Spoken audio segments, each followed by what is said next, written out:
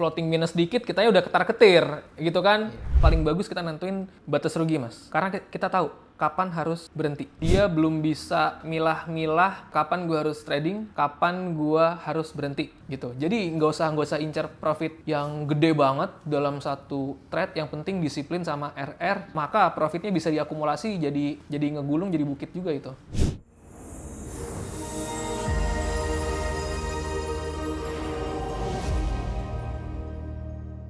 Yo, Mas Bilva. Siap. Kita lanjut diskusi trading nih. Iya.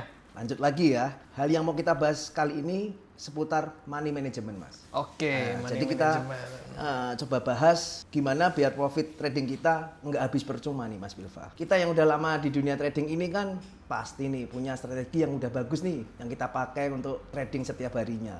Tapi Mas Bilva, kan tetap aja dana kita bisa habis kalau tanpa money management. Gimana itu? Kenapa ya Mas Bilva? Kenapa? Pertanyaannya kenapa? Karena fundamentalnya udah salah dari awal. Biasanya misalkan mereka biasanya kan gajian, terus berapa persennya disisihin tabungan, cicilan, trading gitu kan. Kesalahan pada umumnya biasanya yang disisihkan ke trading ini porsiannya besar, terlalu besar. Jadi dalam jiwa mereka ada perasaan bahwa gue harus bisa membuat uang ini jadi 2 kali lipat, 3 kali lipat. Itu menurut gue fundamental yang cukup mengakibatkan jadi bias ya Mas ya. Jadi bias ketika kita trading, jadi subjektif tradingnya gitu. Jadi kita trading bukan ngelihat untuk mengamankan uang kita, untuk menumbuhkan uang kita, tapi karena kita punya bias yang subjektif, hal terpahitnya adalah maka bisa jadi loss gitu. Karena dari awalnya udah salah. Mungkin dari porsian gajiannya yang diluangin buat trading lebih besar daripada uang tabungan, daripada uang dapur. Jadi tradingnya nggak nyantai. Trading nggak nyantai itu kan karena kita ambisius banget, Mas. Pengen bisa, wah gua pengen dapat 2 kali lipat nih. Saya pengen dapat 2 kali lipat, 3 kali lipat bulan ini nih, biar bisa liburan nanti ke Bali atau ke Singapura. Kan seperti itu. Nah itu kan merusak banget money management. Tapi back to teknis, money management yang baik itu gimana sih Mas cara nentuinnya? Kalau terkait sama ukuran lot yang aman setiap kita mau entry posisi. Oke, ukuran lot itu kan artinya sebetulnya kita bisa nge-convert itu ke USD atau ke rupiah ya. Itu tinggal kita hitung sendiri aja Mas. Kalau misalkan kita punya uang 5 juta, berarti per kita open trade itu mungkin kita masuk marginnya cuma 100.000 atau cuma 75.000. Jangan sekali masuk trade langsung 500.000 1 juta. Candle floating minus dikit kita udah ketar-ketir gitu kan. Iya. Kira-kira gitu. Akhirnya udah karena kita ketar-ketir mungkin yang harusnya kita belum cut loss karena ngelihat warna minus merahnya udah besar jadi kita cut loss early. Ternyata candlenya mantul. Nah, Ya, itu sering bikin kita jadi panik ngadepi market yang harusnya kita bisa konsisten sesuai trading plan, jadi kacau nih trading plan kita hari itu. Nah, kalau kita sudah bisa nentuin lot size dengan money management yang bagus nih, gimana sih atau lebih penting mana sih target profit atau batas rugi itu sendiri yang harus kita jadikan patokan untuk transaksi kita harian? menurut opini gue pribadi paling bagus kita nentuin batas rugi Mas. Karena kita tahu kapan harus berhenti. Yang bahaya kan itu. Misal dari kita punya budget 5 juta buat trading selama 1 bulan, kita 1 hari udah, misal kita targetin loss-nya itu 1 hari maksimal berapa? 200.000 gitu. Artinya kita punya jatah kira-kira 25 hari malah. 25 hari loss secara beruntun gitu kan. Nah itu kalau misalkan kita nggak punya boundaries hariannya, yang tadinya kita punya nyawa trading untuk 25 hari ke depan, akhirnya habis dalam 1 hari. Karena kita nggak punya disiplin dalam boundaries nentuin risk per day-nya gitu. Oke, saya seneng nih sama tipsnya dari Mas Bilva. Jadi kita harus membatasi risiko sekecil-kecilnya, tapi kalau target profit kita tidak batasi atau itu unlimited sebanyak-banyaknya, betul ya? Betul. Wah, betul. cocok. Itu berarti kayak prinsip ekonomi nih, pengeluaran sekecil-kecilnya tapi pendapatan bisa besar. Iya. Oke, biasanya gini nih Mas Bilva. Untuk trader pemula kan sering melakukan kesalahan karena belum tahu atau belum ada literasinya pengetahuan wawasan di bidang itulah. Kesalahan money management apa nih yang sering dilakukan oleh trader pemula? Dia belum bisa milah-milah kapan gue harus trading, kapan gue harus berhenti. Atau dia belum bisa milah kapan gue harus sabar atau kapan gue harus eksekusi sekarang juga gitu.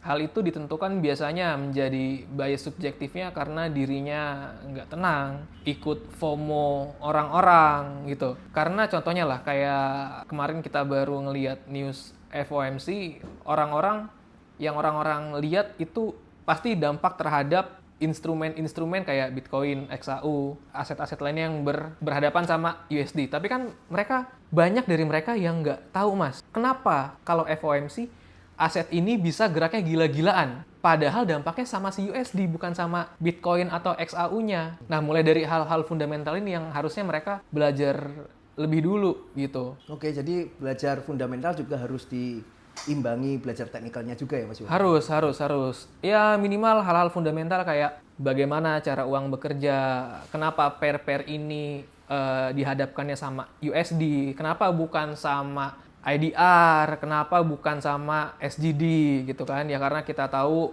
USD dia udah menang mutlak selama kira-kira hampir 1 abad terakhir, maka likuiditas terbesar secara currency ada di USD, maka pair-pair aset ini akan ada fluktuatif kalau apapun terjadi dengan USD. Nah, hal ini yang harusnya mereka paham dulu gitu. Contohnya pas FOMC kemarin tuh banyak banget yang nanya, "Bang, kemana nih arah XAU, Bang, kemana nih arah BTC?" Loh, yang perlu kalian cari tahu duluan bukan kemana arah BTC atau kemana arah XAU-nya, tapi kemana arah USD-nya gitu kan. Sebetulnya gitu. Menarik Mas Belva. Nah, money management itu sendiri itu kan relate kepada profil risiko investasi tiap orang. Oke, contoh teman-teman trader yang profil risiko mereka adalah low risk investor. Mereka biasanya akan pakai lebih nyaman menggunakan low risk money management. Nah, kalau low risk management yang diterapkan setiap transaksi, pasti profitnya kan juga kecil, Mas. Iya kan? Betul. Karena betul, ukuran betul. lossnya akan semakin kecil karena mereka takut resiko. Sehingga ukuran size tracing-nya akan kecil juga yang dipakai. Yeah. Nah, gimana nih caranya Mas Belva nih yang udah lama trading 7 tahun lebih nih, kalau profitnya tuh setiap hari kecil tapi bisa konsisten lama-lama jadi bisa besar tuh gimana ini? Gini, menarik. Kita biasanya mikir ngerubah 10 juta jadi 100 juta, 100 juta ke 1 M. Itu kalau kita bayangin tuh, wah gimana caranya ya Mas? Tapi kalau kita profitnya konsisten, kita gulung tiap minggu, kita gulung tiap bulan, mencapai 10x atau 10 kali growth balance wallet kita, itu bisa dicapai dalam kurun waktu kira-kira 1 tahun 2 bulan, 14 bulan. 14 bulan dengan kita compounding 20% profit dari trading balance kita awalnya. Jadi misal, kalau rada rumit bahasanya. Jadi misalkan trading balance kita awalnya 10 juta nih di bulan pertama. Kita targetnya nggak usah muluk-muluk. Kita targetnya profit 20% dari bulan tersebut. Berarti akhir bulan jadi 12 juta. 12 juta ini yang jadi modal awal begitu kita memasuki bulan baru. Nah, karena balance-nya udah bertambah, maka risk-nya rada luas dikit, nambah lebih luas, reward-nya juga nambah lebih luas juga. Nah, hal-hal ini yang di-compounding dari 12 juta, 20%-nya lagi berarti kan 2,4 juta. Bulan ketiga berarti 12 tambah 2,4 juta, jadi 14,4 juta. Nah, itu secara akumulatif sampai di bulan ke-14, kalau memang disiplin, itu bakal jadi 10 kali lipat pertumbuhan portofolionya, Mas. Gitu. Jadi nggak usah incer profit yang gede banget dalam satu trade, yang penting disiplin sama RR, maka profitnya bisa diakumulasi jadi ngegulung jadi bukit juga itu.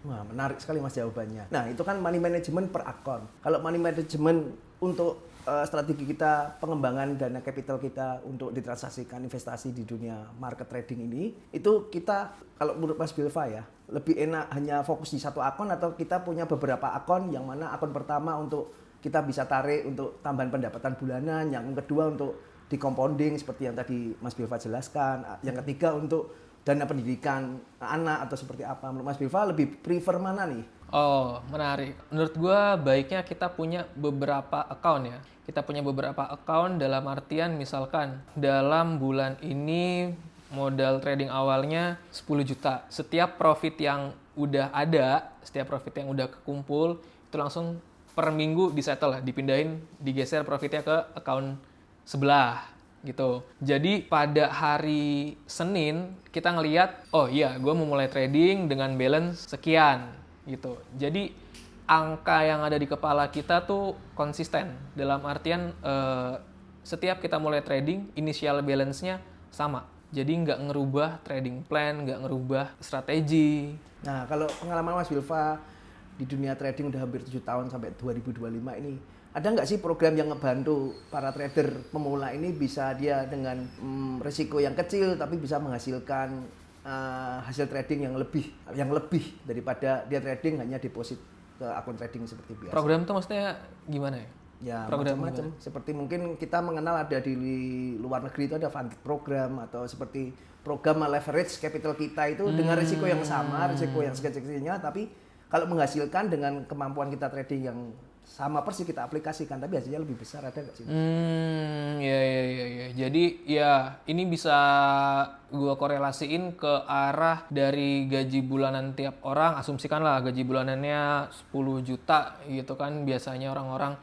Nah terus dari si 10 juta ini yang layak berapa persen untuk mereka dalam tanda kutip buang buat alokasi trading. Biasanya di bawah 10% lah aman ya kan. Tapi kalau kita tradingnya berarti 1 juta selama 1 bulan dana buat tradingnya. Tapi kalau kita tradingnya 1 juta doang, kita masukin ke exchange, ya rada capek juga sih ngegulungnya gitu kan. Nah, tapi kan sekarang udah ada yang namanya prop firm, udah ada yang namanya Prime Academy FX gitu. Ini kan kita prop firm pertama di Indo. Jadi teman-teman cukup perlu beli challenge yang paling murah itu kan 600 ribuan. Artinya cuma 6% dari 10 juta. Nah, lu udah bayar cuma 600 ribu, yang lu dapetin trading balance-nya adalah $3.000, 49 juta gitu.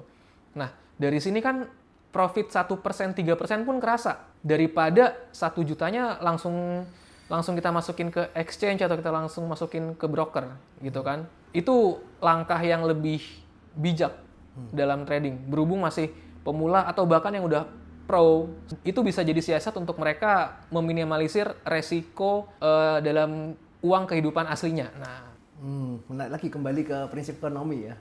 Duit sekecil-kecilnya dapat sebesar-besarnya. Yang penting hidupnya aman. Ya, thank you Mas Wilfa buat diskusinya. Siap Mas, thank you.